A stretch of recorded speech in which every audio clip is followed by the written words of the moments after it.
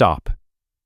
Look at your life for a second. You are chasing things you don't even want, to impress people you don't even like. You think you're running your own life, but this book opens with a terrifying truth. You are living in a house of mirrors. You aren't who you think you are. You aren't who others think you are. You are who you think others think you are. That sounds confusing, right? But sit with it. It means your entire identity is wrapped up in a reflection of a reflection. You are performing a character for an audience that isn't even watching. If you feel exhausted, empty, or like you're just running on a treadmill that never stops, this is why. And the only way to get off is to start thinking like a monk. Let's be real. Most of us have monkey minds. Your mind is like a drunk monkey that's been stung by a scorpion. It swings from branch to branch, distracted, complaining, comparing, and overthinking. You wake up tired. You scroll through social media and feel behind in life. You go to a job you tolerate to buy things you don't need. You seek pleasure, but you never find happiness. This book isn't just about sitting on a cushion and humming. It's about a crisis we are all facing. We are surrounded by noise, opinions, expectations, and obligations, and we have lost our own voices. If you don't fix this, you will spend the rest of your life living someone else's dream while your own life passes you by. You will chase success only to find out it's an illusion. But if you get this right, you don't just find peace, you find power. The power to focus, the power to choose, the power to live on your own terms. But here's the wild part. You probably think monks are these detached hermits who hide in caves and don't care about the real world. That's a lie. Jay Shetty reveals that monks are actually the most engaged people on the planet. They train their minds like athletes train their bodies. They don't escape life, they master it. You don't have to shave your head. You don't have to sell your car. You don't have to move to an ashram in India.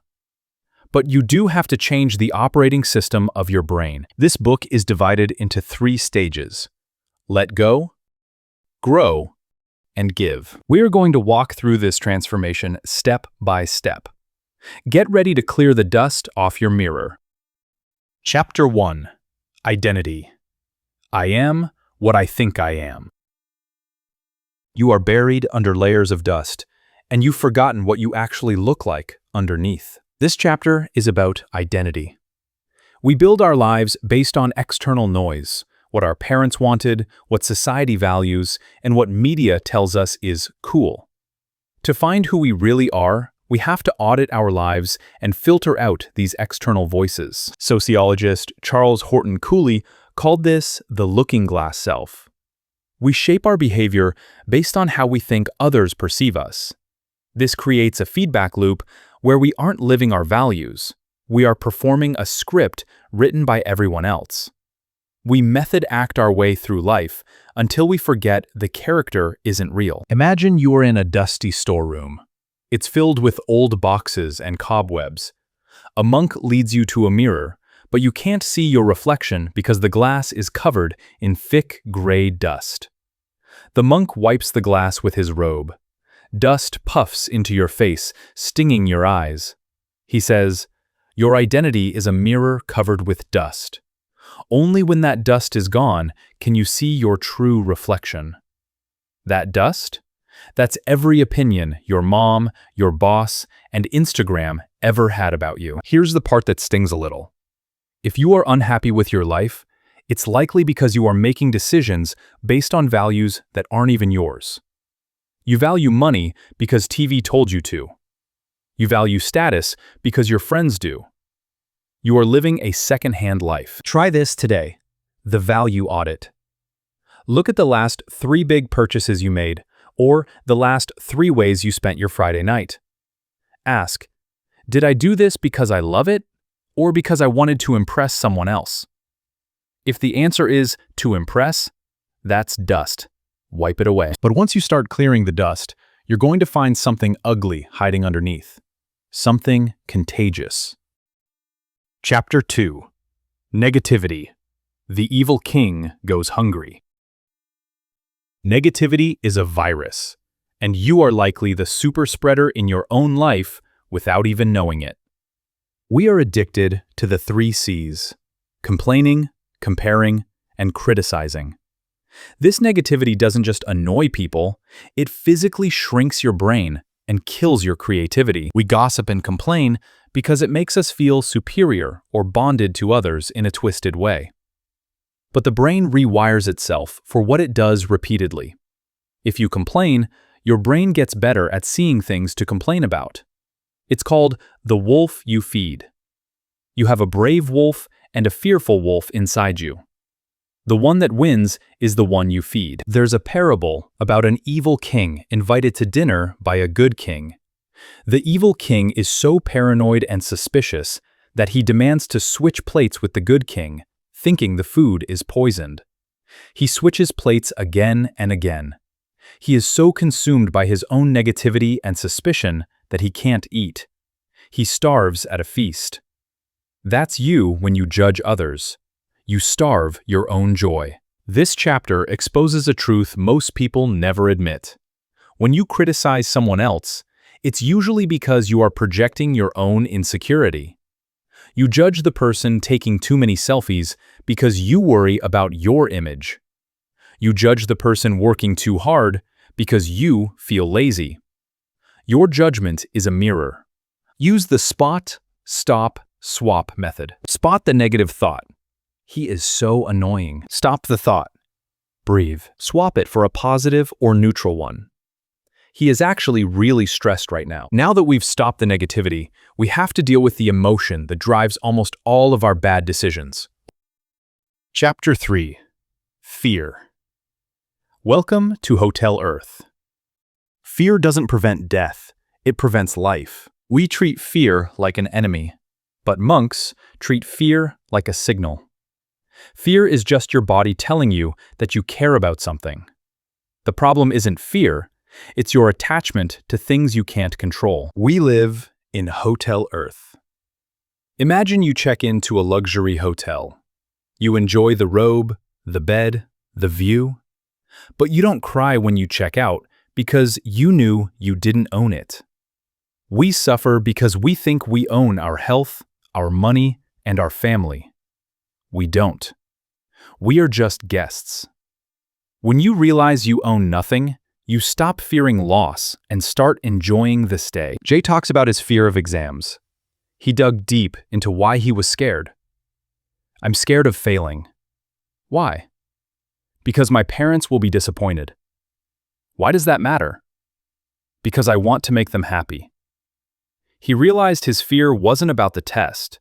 It was about his attachment to his image in his parents' eyes. Here's the cold reality. You are going to lose everything. Your parents, your job, your looks, your life. Fear comes from trying to hold on to water. The tighter you squeeze, the faster it slips away. Change your vocabulary. Stop saying, I am angry, or I am sad. Start saying, I feel angry, or I see sadness. You are the sky. The emotion is just a passing cloud. Do not identify with the weather. Once you stop fearing, you need a direction to move toward. You need a motive that actually burns. Chapter 4. Intention. Blinded by the gold. There are only 4 motivations for everything you do.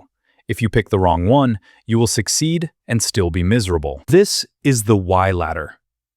Why do you want the job? Why do you want the partner? The 4 motivations are fear, sickness, poverty, desire, success, wealth, duty, responsibility, love, care for others. Fear and desire are unsustainable junk food for the soul. Duty and love are the superfoods. We often mistake the outcome for the intention. You want to be a doctor. Outcome. Why? To make money? Desire? Or to heal people? Love.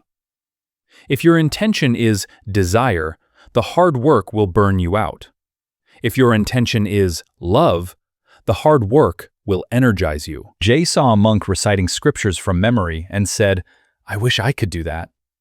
The monk asked, do you wish you could do that, Or do you wish you could learn to do that? Do you want the medal, or do you love the training? Do you want the rich lifestyle, or do you love the business? We are blinded by the gold paint on the temple and forget it's just stone underneath. I wish is code for, I don't want to do the work. Stop lying to yourself. If you aren't doing it, you don't really want it, or your why is too weak to sustain you. The why ladder. Ask yourself why you want something. Then ask why to that answer. Do it 3 times. If the bottom answer is to impress others, stop. If the bottom answer is to grow or to serve, go full speed ahead. Okay, you have your intention. Now, what are you actually supposed to do with your life? What is your purpose? If you're still here, this is where it all clicks. Most people quit here. They do the introspection, they feel a bit better, and they go back to their boring jobs. But the monk mindset isn't just about feeling calm. It's about action. You have a specific superpower encoded in your DNA. The universe is trying to tell you what it is, but you've been too busy looking at what everyone else is doing. This next concept is the holy grail of the book. It's called Dharma. Chapter 5. Purpose. The nature of the scorpion. You can't be anything you want. That's a lie. But you can be everything you are. Dharma is your calling. It's the sweet spot where your passion meets your expertise meets the world's need. Passion plus expertise plus usefulness equals Dharma. If you have passion and expertise but no usefulness, it's just a hobby. If you have expertise and usefulness but no passion, it's just a job. You don't find your purpose, you uncover it. It's already there. When you are in your Dharma, you feel flow. Time disappears. You feel alive. You feel like you are swimming with the current, not against it. A monk sees a scorpion drowning. He scoops it up to save it, and the scorpion stings him. He drops it. He tries again. Stings him again. Another monk asks, "Why do you keep helping it? It's just going to sting you." The monk replies, "It is the nature of the scorpion to sting. It is my nature to save." When you know your nature, you do it even when it hurts. Here is the wake-up call. It is better to fail at your own life than to succeed at someone else's. If you are an artist trying to be a banker because it pays well, you are failing your Dharma, and the universe will make you feel that pain every single day. The quadrant audit. Look at your daily tasks. Quadrant 1, good at it, love it. Quadrant 2, good at it, hate it. Quadrant 3, bad at it, love it. Quadrant 4, bad at it, hate it. Your goal is to move as much of your life as possible into Quadrant 1. But knowing your purpose isn't enough. You need a system to execute it. You need a routine. Chapter 6. Routine. Location has energy, time has memory. Your alarm clock is the first negotiation of the day. If you hit snooze, you just lost the first battle. Monks don't rely on willpower. They rely on routine. Location has energy. Time has memory. If you sleep, eat, work, and watch Netflix in the same bed, you are confusing your brain. Your brain doesn't know if it's time to focus or pass out. Decision fatigue is real. If you have to decide what to wear, what to eat, and when to work every morning, you waste your brain power before 9 a.m. Routines automate the basics, so you can use your genius for the big stuff. At the ashram, the monks woke up at 4 a.m. every single day. Why? Because the morning defines the day. But here's the trick. The morning doesn't start in the morning, it starts the night before. You can't wake up intentional if you passed out watching TV at 1 a.m. Your evening routine dictates your morning success. "I don't have time" is a lie. You have the same 24 hours as everyone else. You just fill them with low-value junk. If you can't find 15 minutes for yourself, you don't have a life. The TIME routine. Wake up 1 hour earlier. Thankfulness, gratitude. Insight, read, learn. Meditation, Sit in silence. Exercise.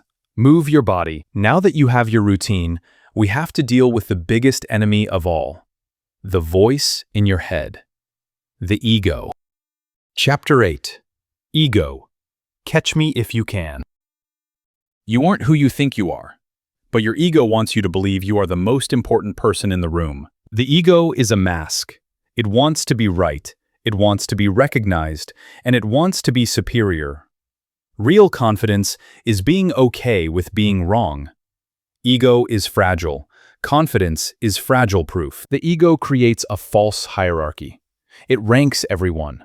I am smarter than him, but she is richer than me.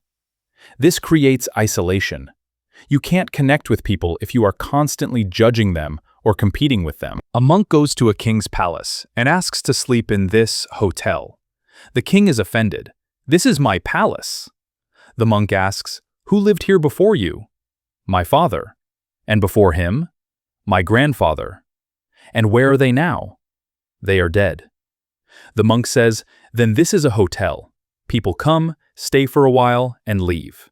You are just a guest. If you get offended easily, that is your ego. If you need credit for everything you do, that is your ego. If you can't apologize, that is your ego. Your ego is the single biggest barrier to your growth. Receive an insult like a stone. When someone insults you, observe it. Don't react. Imagine it's a stone thrown into a lake. It ripples, then it vanishes. Detach from the need to defend your image. Once you kill the ego, you are ready for the final step. The ultimate purpose of life. Chapter 11. Service. Plant trees. The highest purpose of life is not to be happy. It is to be useful. This is the ultimate secret. Plant trees under whose shade you do not plan to sit. We are born to serve. When you serve others, your fear disappears. Your anxiety dissolves. Service shifts your focus from me to we. You cannot be depressed and helpful at the same time. The brain chemistry of contribution overrides the brain chemistry of anxiety. Jay and the monks were dropped in a village with no food or money. They had to survive. At first, they begged. But then they realized they were stronger than the old people in the village. They started helping, cleaning, carrying loads. Suddenly, they weren't beggars anymore. They were benefactors. They had nothing, yet they had everything to give. Self-care is important, but self-obsession is a trap. If your entire life is about making you happy, you will die miserable. Happiness is a byproduct of service, not a goal in itself. Extend your radius of care.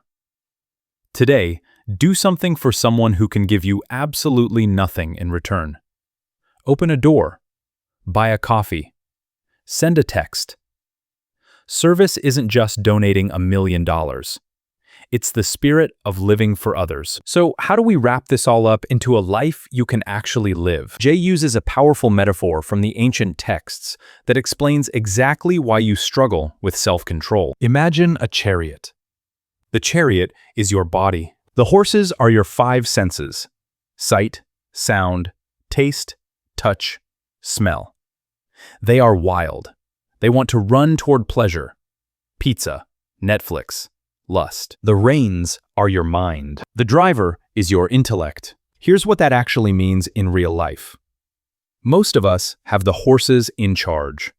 The senses see a donut, and the horses run toward it.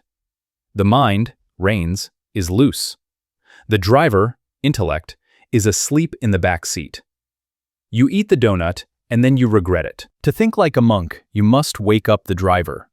The intellect must pull the reins, mind, to control the horses, senses.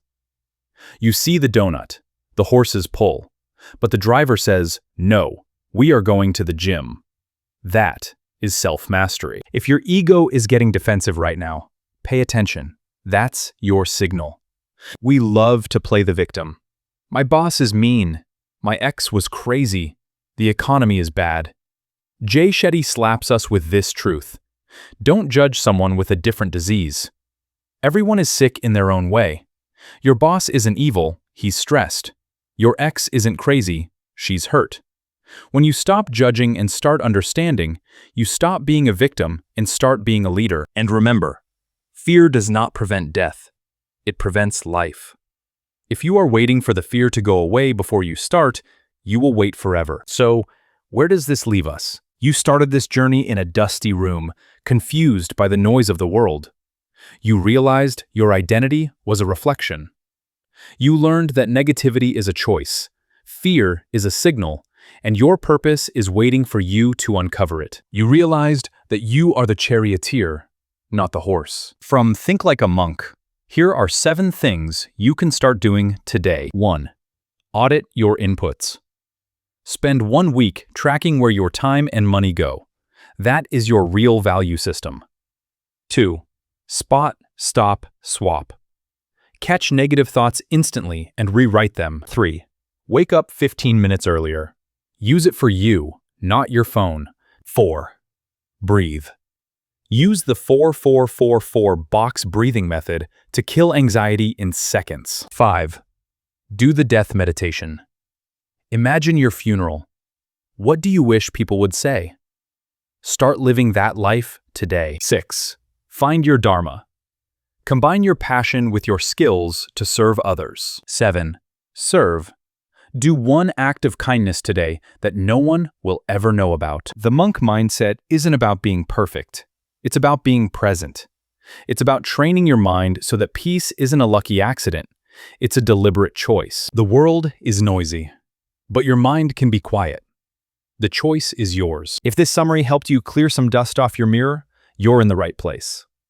We break down the most powerful books in the world to help you build a stronger mind. Make sure to subscribe to Audiobook Arcadia so you never miss a life-changing idea. See you in the next one.